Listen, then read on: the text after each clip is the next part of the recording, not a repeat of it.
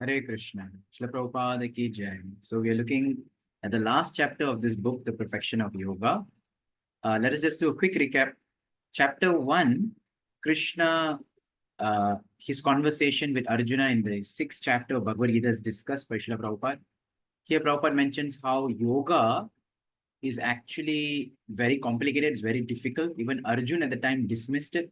It is not like the modern day yoga, what people think to be postures, but there was a lot to it, especially a lot of prerequisites, which is very difficult. And Arjun had himself rejected it. Then what more we? Then chapter 2 says that yoga means to link with the Lord, and there are many types of yoga. Here Srila Prabhupada gives the yoga ladder, where Ashtanga yoga is just one kind of a system, and it's not very practical in this age. However, there are other systems, and the most best being bhakti yoga. In the 3rd chapter, Srila Prabhupada mentions that the real purpose of yoga is to meditate or to remember the Lord always. And here he says, that we are all kind of a little crazy because desiring to enjoy separate from the Lord, we have come into this material world, which is like a lunatic asylum. 4th chapter, Prabhupada says that yoga has the ability to control mind and body. There is a purpose of it, to control the mind and body. And what then better is bhakti? Because when one engages in bhakti, one is utilizing one's mind, senses, body in the service of Krishna. Automatically, everything is controlled. 5th chapter, Prabhupada mentions how yoga, the purpose is to go beyond the dualities of this world, happiness, distress, sukha, dukkha, right? And beyond any designations. And Prabhupada says, yes, ultimately, bhakti, the best form of yoga, makes us rise above all this drama of thinking that I'm a male, female, father, wife, child, parent, and all different kinds of positions and designations. It makes us rise above all this to realize that this life is just a small drama. That's it. 6th chapter, Prabhupada then turns to talk about what Arjuna spoke in Bhagavad Gita. What happens if I cannot follow yoga? If I fail after practicing? So then Prabhupada mentions that in the traditional yoga systems of the different yoga ladders, if a person fails, they either will be born into a rich family or a pious family. That's it. But in bhakti, the main thing is that one is always saved from wherever the point he has stopped off. So if in other yogas, if you do not complete, you lose everything. But in bhakti, if let's say you complete only 20%, then again one can start back from 21%. And especially, for a devotee being born in a yogi family, a devotee family, right, that gives one more impetus. So like this, comparing bhakti yoga. 7th chapter talks about how we should reestablish our relationships with Krishna, that ultimately, the whole purpose of yoga means to connect with Krishna, and connecting with Krishna actually gives us the real freedom that we have in life. So love of God, love to love God means one should be free. And bhakti is the most natural constitutional position of the jiva. And therefore, we can freely love Krishna. And today we're going to look at the 8th chapter, which is called The Perfection of Yoga, like the book is titled. So Prabhupada says, it is a fact, therefore, that in the progress of the living entity toward the perfection of yoga, birth in a family of yogis or devotees is a great boon. So this is carrying out from the earlier 6th chapter. For such a birth gives one special impetus. Prayatnat yatamanastu yogi samshuddha kilbishaihi aneka janma samsiddhyas tato yati param gatim. But when the yogi engages himself with sincere endeavor in making further progress, being washed of all contaminations, then ultimately, after many, many births of practice, he attains the supreme goal. When one is finally freed from all contaminations, he attains the supreme perfection of the yoga system, Krishna consciousness. Okay. So we understand that to come to bhakti is not very easy. And therefore, we should somehow or other be very fortunate that we have come to hear about some Krishna conscious topics. Only when one who is freed from so much contaminations after so many births, so much blessings of devotees, does actually one become a devotee. Prabhupada continues to say, as option in Krishna is the perfect stage, as Krishna himself confirms. Bahunam janmanamante jnanavan mam prapadyate vasudeva sarvamiti samahatma sudurlabha. After many, many births and deaths, he who is actually in knowledge surrenders unto me, knowing me to be the cause of all causes and all that is. Such a great soul is very rare. Thus, after many lifetimes of executing pious activities, when one becomes freed from all the contaminations arising from illusionary dualities, he engages in the transcendental service of the Lord. So, this is actually the process. As per the yoga ladder, it takes millions and millions and billions of births and so much piety and punya karma before actually one becomes a devotee.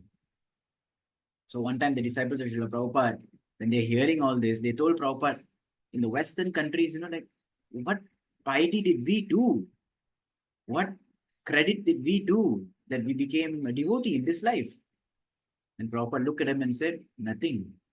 You did not deserve this. I created your good fortune. I created your piety. Right? So although this is the traditional method, but so many of us actually get the causeless mercy of devotees. And that is why we are eligible or have the chance to practice bhakti. It is not that we are great yogis in the past life. Very rare. There may be some, right? But in general, most of us are just recipients of the mercy of Vaishnavas. And therefore, we become devotees. Sri Krishna concludes his discourse on the subject in this way. Yoginam api sarvesham. This is the last verse of the 6th chapter in Bhagavad Gita. Yoginam api sarvesham. Who is the best of all yogis? Madgatir antaratmana. One who always thinks about me. Shraddhavan bhajate yo mam. One who great faith worships me. Same yuktatamo mata. I say he is the best connected to me. Right? And of all yogis, he who always abides in me with great faith, worshipping me in transcendental living service, is most immediate, intimately united with me in yoga and is the highest of all. So it is the highest form of yoga, bhakti. Because in bhakti, a devotee is constantly thinking about Krishna, mat gatir antaratmana, how to serve Krishna, how to expand the mission of Krishna, how to help others to be Krishna conscious, what pleases Krishna. Krishna doesn't like it, I don't want to do it. Right? Shraddhavan bhajate yo mam. And with great faith, they are chanting Hare Krishna. With great faith, the devotees are following the principles of devotional service. Right? Such a person is the best who is connected to Krishna. Therefore, this is the best of all yogis is the bhakti-yoga. It therefore follows that the culmination of all yogas lies in bhakti, the rendering of devotional service unto Krishna. Actually, all the yogas delineated in Bhagavad Gita, whether karma yoga, jnana yoga, whatever, end on this note. For Krishna is the ultimate destination of all the yoga systems. Right? Ultimately, all process of yoga, like Prabhupada says, yoga ladder, is reaching to the culmination point of serving and surrendering unto Lord. From the beginning of karma yoga to the end of bhakti yoga is a long way to self-realization. Karma yoga without fruitive results, karma yoga without fruitive results, niskama karma yoga, is the beginning of this path. So one comes into karma yoga, actually, like we discussed in the earlier chapter, 2nd chapter, begins from animalistic life. Then one takes up to karma yoga. One does activity, but a little attached to the fruits. Then it comes to niskama karma yoga, where one does activity and not attached to the fruits of his action. That's the beginning. When karma yoga increases in knowledge and renunciation, the stage is called jnana yoga. Now one is more focused, one has the knowledge, who I really am, who Krishna is. Right? So many times in our ISKCON also, new people come to our movement, they like doing seva, they like serving prasadam, they like chanting, they do all this, but they don't have knowledge, siddhanta. And therefore we very, vehemently push that they read, they study, they attend classes. And then you can see there's a transformation in the practice of the bhakti. Because they have knowledge, their transformation is more stable. So this is like jnana yoga in one sense, or the yoga of knowledge. When jnana yoga increases in meditation on the super soul by different physical processes, and the mind is on him, it is called Ashtanga yoga. So even in bhakti, when we have the knowledge and we are practicing, and then later we get into more services, like people after some time get the opportunity to do deity worship, right? And they get to study different books and get different understandings and take more responsibilities and services in the movement. Then there's a constant meditation, constant activity. The whole limbs, mind, everything is being dovetailed. There is a samadhi in the service of Krishna. So this is like the Ashtanga stage. And when one surpasses Ashtanga Yoga and comes to the worship of the Supreme Personality of Godhead, Krishna, that is called Bhakti Yoga, the culmination. So for a devotee, when actually love, spontaneous loving devotional service sprouts within the heart, that is like the culmination of the endeavor. Factually, Bhakti Yoga is the ultimate goal, but to analyze Bhakti Yoga minutely, one has to understand the other processes.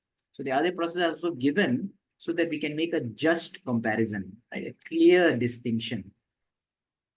The yogi who is progressive is therefore on the true path to eternal good fortune. One who sticks to a particular point and does not make further progress is called by that particular name. So someone is stuck in this process. No, no, no. I'll just be attached to the fruit. It becomes a fruitive devotee. Then he is called a karma yogi. Stuck in just knowledge, no practical understanding, jnana yogi. Stuck in just the meditation, unable to develop love. Then is dhyana yogi, raja yogi, hatha yogi, etc. But if one is fortunate enough to come to the point of bhakti yoga, Krishna consciousness, it is to be understood that he has surpassed all other yoga systems. Krishna consciousness is the last link in the yogic chain. So Prabhupada gives a different analogy now. Earlier he mentioned about the yoga ladder. Now he mentions about yoga chains. If you have seen chain links, one is connected to another, connected to another, connected to another. The last chain link being Krishna consciousness or bhakti yoga.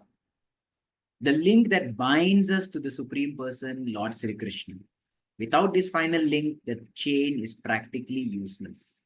So when we are practicing bhakti and developing pure devotional service, trying to develop pure devotional service, we should push ourselves to come up to that last point where we are actually selfless in our desires and develop some spontaneous devotion, wanting to serve, inspired by hearing Krishna Katha and Krishna's holy name. Those who are truly interested in the perfection of yoga process should immediately take to Krishna consciousness. So Prabhupada says, forget about the earlier steps. Take to Krishna consciousness. Start from there. You'll cover up all what you have already done. If you start from here, even if you start from here, you'll cover up all the prerequisites, karma, jnana, whatever, no problem. But start from here and perfect this point ahead. So immediately take to Krishna consciousness by chanting Hare Krishna, understanding Bhagavad Gita, that's the Gyan part, and rendering service to Krishna, meditation, and constant activity and absorption in Krishna service. Through this society for Krishna consciousness, this International Society for Krishna Consciousness, ISKCON, and thereby surpass all other systems and attain the ultimate goal of all yoga, love for Krishna. The Prabhupada is very clear. His entire steps is there, no need to go through this. Prabhupada calls it the elevator method. Directly shoot up and start off from Krishna consciousness, chanting Hare Krishna, start reading the books, start hearing the classes. In ISKCON, we have exams like Bhakti Shastri, Bhakti Vaibhav. Start taking those exams, understanding the philosophy. It is not for marks, but it's just for us, impetus for us to read and study and understand. The more we understand about the nature of Krishna, the nature of ourselves, the more we can appreciate that, how much actually bhakti is giving us and how much actually I have to strive to develop pure devotional service. How sometimes my anarthas are creeping up. Oh, I need to cut them down. So we're able to see all this when we have knowledge. So we end here in this chapter, in this discussion. Brilliant book, Perfection of Yoga. Srila Prabhupada ki jai.